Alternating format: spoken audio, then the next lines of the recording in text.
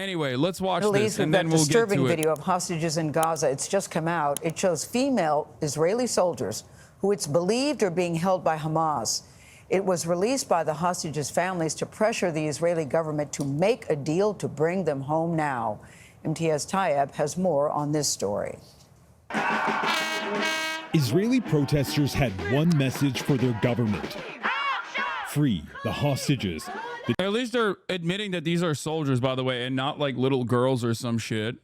Demonstrations were triggered by the release of a graphic video showing 5 female soldiers in Hamas captivity, made public by their families. I want the world to know that she's more than a poster. Sasha Aryev's 19-year-old sister Karina is seen in the video. A few girls like in pajamas, blood covered, terrified. And you just can't imagine, even when they're speaking to them, I don't think the girls realize, because they do not know the language, you are so pretty, you. Sorry if you covered it, but can you run down the difference between hostages and prisoners of war when it comes to soldiers? Yeah, no, they're literally prisoners of war in this situation. They're enemy combatants that were captured in an offensive campaign. The difference, however, is that they're literally fucking IDF soldiers that were captured in a fucking military base, whereas Israel will literally do collective fucking dragnets all the time, both in the West Bank, where there is no Hamas, and also in the Gaza Strip since its siege, and we'll just say every single man is a soldier. Every single man. Across the board. And then they'll fucking torture them in their torture facility, and then they'll release them after a couple days or weeks of torturing them. Anyone over the age of 15 all the way up to 65 is considered an enemy combatant and a functioning member of Hamas in the eyes of the Israeli military, at least for the duration of their torture. They'll fucking dragnet them. They'll strip them. They'll film the entire process. As you guys saw, you saw the footage. They'll make them do like, fun little bits where they'll be like, here, hold this AK for a second. Okay. Hold this AK for me, please. And then they'll just they'll send them, they'll ship them off into the fucking desert in a torture facility.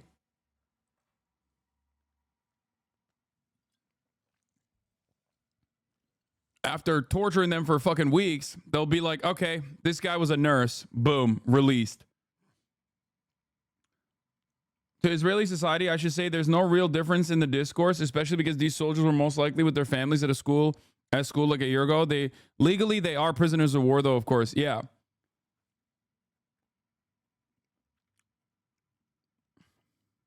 You are the girls who will get pregnant. Hamas has released a trove of October 7th propaganda videos. The family said they were given this edited version from the military that had removed more disturbing scenes. Why did your family want to release this video to the public? Because people are forgetting. We have the feeling that it's becoming normal. Anger is only growing at Prime Minister Benjamin Netanyahu. Many Israelis accuse him of blocking a hostage deal in order to prolong the war in Gaza, allegations he denies. Do you think your prime minister is doing enough? I came across a video from October 7 where a group of festival attendees were huddled into a large shower stall and Hamas threw grenades in the room. I really don't know how we resolved this issue. Yeah, I mean, there's horrifying footage from October 7. Like, I've seen them too. Like, the Hamas militants literally fucking opening fire. Like, they're doing mass shootings at porta potties and shit like that. Like, absolutely. A lot of people personally think that, like, the way that Palestinian resistance conducted themselves has to be perfect or was perfect. Like, they have this weird belief that, like, no, Palestinians are these, like, mythical beings. Like, no, your brain is broken by TV. Okay, you watch too much TV. In the real world, although one side is objectively worse than the other, no one is a perfect victim. Okay? And the Palestinian resistance is, of course, not going to be perfect in the way that they resist against the apartheid state, which is precisely the reason why we look at the overarching moral failure here. If one state is a nuclear state and heavily militarized and getting all of the armaments from the Western world and all the legal political cover to be able to maintain an apartheid, and the other is an ascetic resistance group that is pieced together by, you know, orphaned people by the apartheid regime, then yeah, I'm going to be on the side of resisting against the apartheid, because morally speaking, I think it's unconscionable to do that to people. Okay? And the reality of the matter is that those people who have been fucked over in incredibly dramatic, unimaginable ways, when they lash out, when they conduct any kind of military incursion into Israel proper, when they do horrifying things to the Israeli civilian population that doesn't deserve it, mind you, okay, in what I would absolutely consider an act of terror, that still does not change the dynamic for me, even a little bit, okay? There is a lot more than October 7 for the Palestinians, for the Palestinian resistance groups, for Hamas or Al-Qassam or any number of these brigades. There's a lot more than October 7 for them to even come close to the harm that Israel conducts on a daily basis when they're not actually having a military siege, when they're not actually doing an ethnic cleansing campaign. This is something that a lot of people don't understand.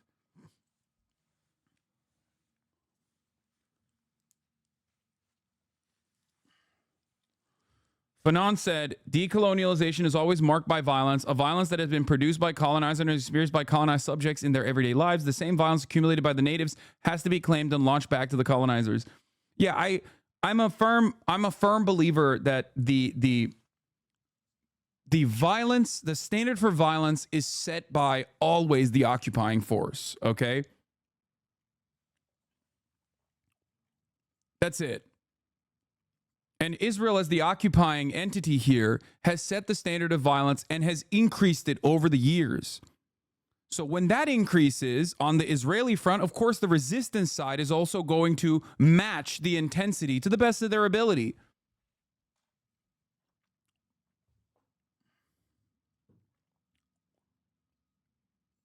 But once again, when you look at like a Palestinian militant knowingly throwing a grenade into a civilian, into a crowd of civilians at a fucking at a rave, at a techno rave in the middle of the desert, right next to a concentration camp, mind you, but still, right? You go, that's unconscionable. That's so crazy.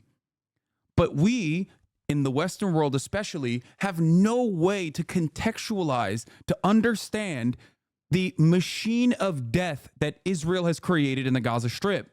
Because you think of how personal that is, right? You see a guy, it looks like it's a dude doing mass shooting and using grenades, right? That's something you can comprehend, right? That's terrifying. Imagine if that happened to you when you went to a techno concert, if you went to the EDC and they did some shit like that, right? Well, you can never understand entire city blocks being wiped out by laser-guided munitions, 2,000-pound bombs, killing every fucking family deliberately with AI targeting. Like, that's so beyond the pale for us. And I think that ends up creating a little bit of cover for Israel, because we're conditioned into thinking like blown up city blocks, that's Middle East shit. You know, they probably had it coming. Who knows? But the personal violence that you see, people actually fucking using weapons to shoot people, that's something that you can comprehend, especially as an American. Certainly, it's like waving a plate of meat in front of a starving lion. The dynamic hasn't changed for me either. I just have a hard time seeing the end of this being productive. I just want to be optimistic, but old Joe's going to see that footage and keep throwing more weapons into Israel.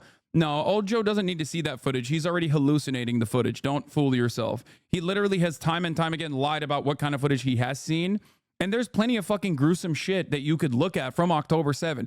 And yet, for some weird reason, old Joe still keeps making up other shit. The word you're looking for is nexus. Proximity contributes to our biases.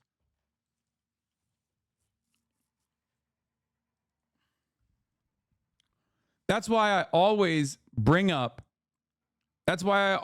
personally bring up the West Bank.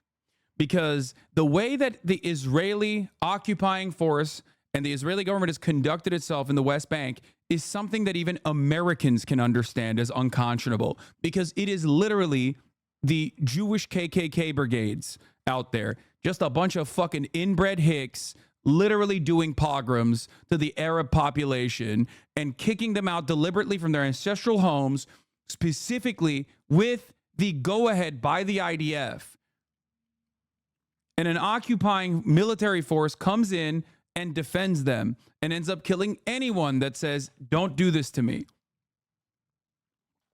When you see that shit, you understand exactly what it is. Anyway, troops captured after being defeated in combat are hostages? No, they're not. These guys are, dude, we see the same, it's the same thing with like American troops. That's it. If an American guy in Afghanistan gets captured, they're not going to be considered a prisoner of war. They're going to be referred to by the media as a hostage, even though technically they are a prisoner of war.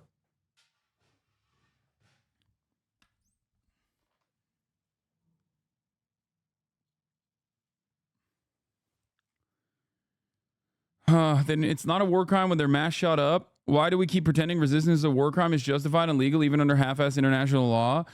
No. Dude, come on. I don't know why we still have this fucking conversation. You're not going to be able to convince me on this issue, okay? I have an understandable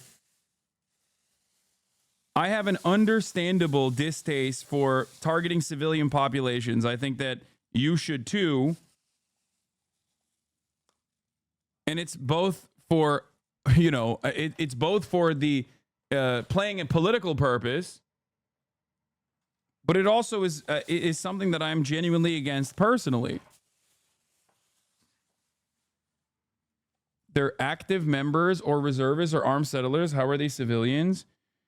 Yeah, dude. There were plenty of people who were not any of those things. Okay, you're ridiculous.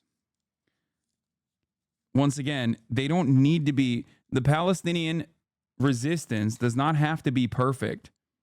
Okay, it does not have to be perfect for me to say that their cause, Palestinian emancipation, and an end to the fucking occupation is just. An end to the apartheid is just.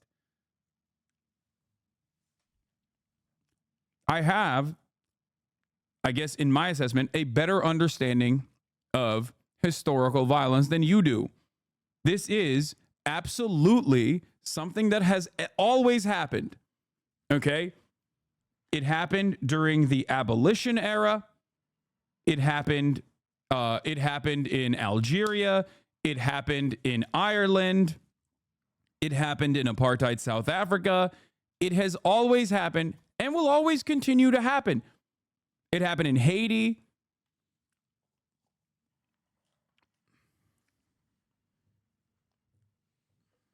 It will never not happen.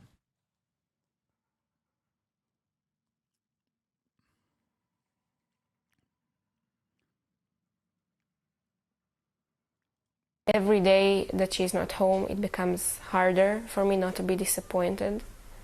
But if I won't believe, I won't come out from my bed in the morning. So you have to believe she'll come home. Yes. For CB.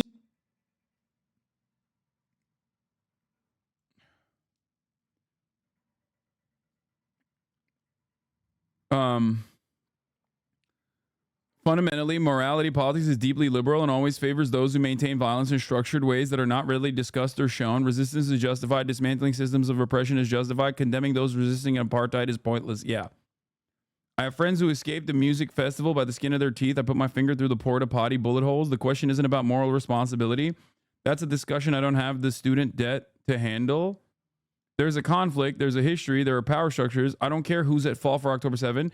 I care about what material systems drive the conflict and who holds the power and what can we do to achieve a just resolution of the conflict. Exactly. 100%.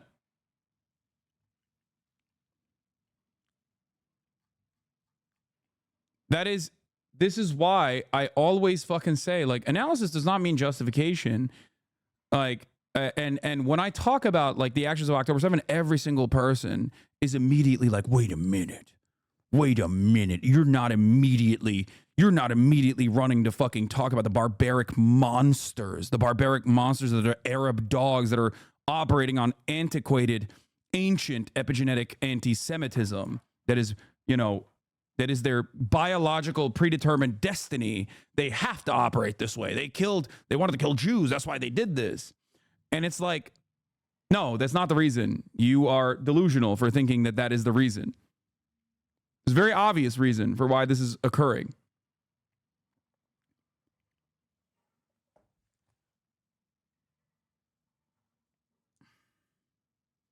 I recently saw a Piers Morgan interview, and the questions he was asking didn't make sense at all, and you were furious about it? Yes.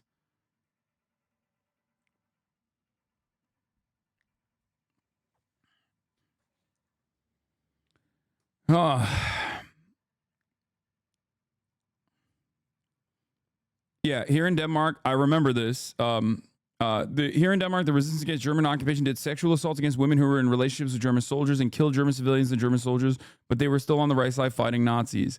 There has never been a circumstance in which, like, there's never been a circumstance in any global conflict, any sort of resistance against a colonial occupation, where the part that is fighting against said colonial occupation has conducted themselves in a perfect fucking manner. Of course they have it. Okay? And if the intensity is higher, as is the case in like chattel slavery in Haiti, for example, as is the case in Haiti, in the way that slavery played a role in Haiti, the fucking revolution was incredibly violent, like unimaginably violent. They literally went to town on anyone they suspected of being fucking white. Okay? Do you think anti-Semitism factors into Hamas's agenda at all? I'm aware it's far down on the list if it does, but it's a common Zionist talking point to label them as genocidal and anti-Semitic to devalue the Palestinian position. No. I think it's laughable, and I think it's very Western facing to say that, like, no, these guys are operating on anti-Semitism. Anti-Semitism in the fucking East is very different than old school Christian anti-Semitism that has led to fucking pogroms, that has led to the Holocaust, that has led to Jews being shipped out of Western and Eastern Europe and Russia, specifically to the Middle East. Okay? No. If Israel was a Christian entity, then they would be anti-Christian.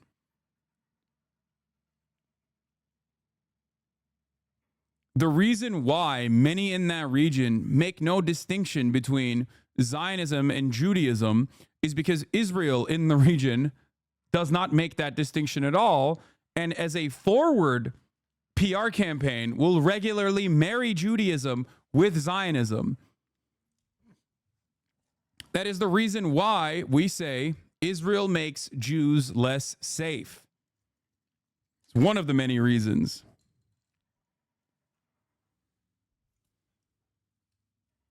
That's why I've talked about it. I've talked about the differences. For example, when you see a Star of David being fucking spray painted outside of like a synagogue or something in the Western world, or outside of the house of a Jewish person, that's a threat. That's a threat. That's most likely a signal that some anti-Semitic hate crime is about to happen in the Western world. But in that side of the world, in the occupied territories that Israel maintains, when you see a fucking Star of David, that means a pogrom is going to happen to the Arab family that lives there in their ancestral homes. It is a very different meaning on that side of the world in comparison to the Western world.